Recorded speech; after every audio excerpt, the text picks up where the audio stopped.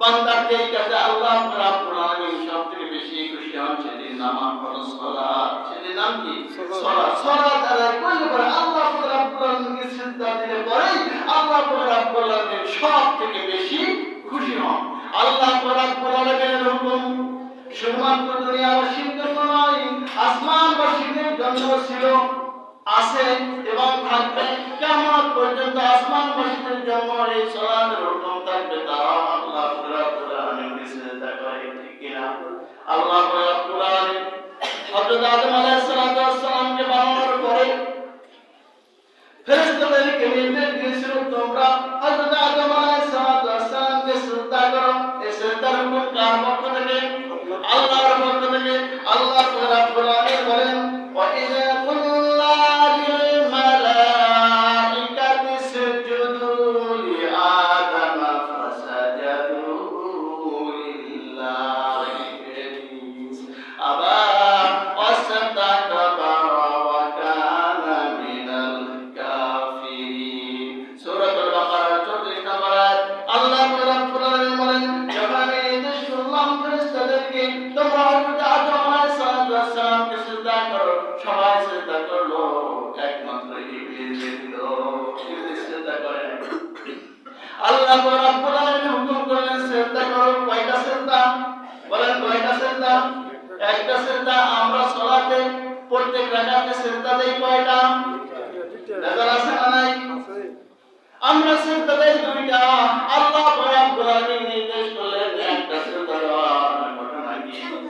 আল্লাহ রাব্বুল আলামিন যখন নির্দেশ করলেন তোমরা সবাই হযরত আদম আলাইহিস সালামকে সিজদা করো, সমস্ত ফেরেশতাকেও সিজদায় ঢুকিয়ে পড়লো। আল্লাহু আকবার বলে তারা তখন সিজদায় চলে গেল। অপর পাশে ইবলিস বসে আছে, সিজদায় বসে নাই, সিজদা দেয় নাই। যখনই বসে রইল আল্লাহ রাব্বুল আলামিন সাথে সাথে রাগান্বিত হয়ে গেলেন। আল্লাহ রাব্বুল আলামিন ওই অবস্থায় সাথে সাথে ঘোষণা করে দিলেন, আবা আস্তাকবারা ওয়া কানা মিনাল কাফিরিন। তুমি আমার রহমতের দরজা থেকে বের হয়ে যাও, তুমি আমার হুকুমকে অস্বীকার করেছো। তুমি কি করছো? হুকুম অস্বীকার করেছো। আল্লাহ রাব্বুল আলামিন যখন এই কথা বললেন সাথে সাথে ইবলিসের শরীর থেকে জান্নাতি পোশাক পুরা করে পড়ে গেল, জান্নাতি নূর জ্বলে গেল, শয়তানের আকৃতি ধারণ করলো, আল্লাহর গজবে নিপতিত হয়ে গেল। নাউযুবিল্লাহ। যখনই আল্লাহর গজবে নিপতিত হয়ে গেল সমস্ত ফেরেশতারা সিজদা থেকে যখন মাথা উঠালো, মাথা উঠে দেখে সামনে বসা মিস্টার ইবলিস। কে বসা? ইবলিস। জান্নাতি পোশাক শরীরে আর নাই, রহমতের পোশাক নাই, নূরের চেহারা নাই, আল্লাহ রাব্বুল আলামিনের গজবে নিপতিত হয়ে গেছে। এই অবস্থা যখন দেখলো ফেরেশতারা একে অপরের দিকে তাকানো শুরু করে দিল। তাকায় দেখলো যে তাদের চেহারা ঠিক আছে, নূরের পর্দা ঠিক আছে, সব কিছুই ঠিক আছে, জান্নাতি নূর তাদের ভিতরে অবশিষ্ট আছে। মনে মনে চিন্তা করলেন, আরে ইবলিস তো সিজদা করে নাই, আল্লাহ রাব্বুল আলামিনের নাফরমানি করেছে, যার কারণে সাথে সাথে তাকে শাস্তি দেওয়া হয়েছে। আমরা আল্লাহ রাব্বুল আলামিনের হুকুম পালন করেছি, যার কারণে আল্লাহ রাব্বুল আলামিন আমাদেরকে শাস্তি দেন নাই।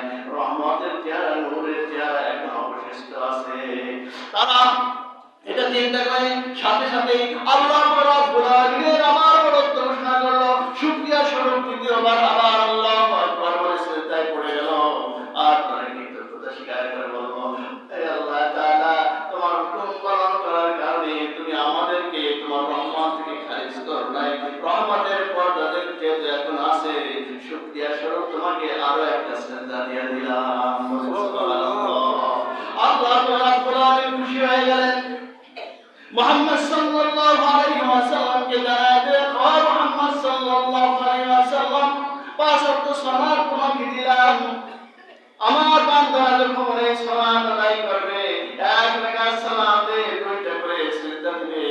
একটা হলো আমার হুকুম, আরেকটা হলো আমার যে রহমত আর বরকত আর শান্তি কিয়ামত পর্যন্ত তাদের উপরে থাকবে, এর শুকরিয়া স্বরূপ দ্বিতীয় সিজদাটাও তারা আদায় করে নেবে। সুবহানাল্লাহ। সেই থেকে আমরা দুইটা সিজদা দেই, আমাদের উপরে আল্লাহর রহমত বরকত কিনা? এখন আছে না নাই? যদি না থাকতো, যদি না থাকতো, ইবলিস সেজদা দেয় নাই একটা, হুকুম পালন করে নাই কয়টা? একটা। আমরা করি না কয়টা? হিসাব নেই। নাকি বলে বিনা হিসেবে। তারপরে আল্লাহ তাআলা আমাদের চেহারা বিকৃত করে দেন নাই, বুঝছেন নাকি? আল্লাহু আকবার। আমাদেরকে আল্লাহ রব্বুল আলামিন অক্সিজেনের অভাবে মারেন নাই, খাদ্যের অভাবে মারেন নাই, আমাদেরকে অন্ধকূটা বধির বানিয়ে দেন নাই, আমাদের মস্তিষ্ক বিকৃত করে দেন নাই, আলো দিয়া বায়ু দিয়া সুন্দর পৃথিবীতে এখন আমাদেরকে বাঁচিয়ে রাখছেন। বলে সুবহানাল্লাহ।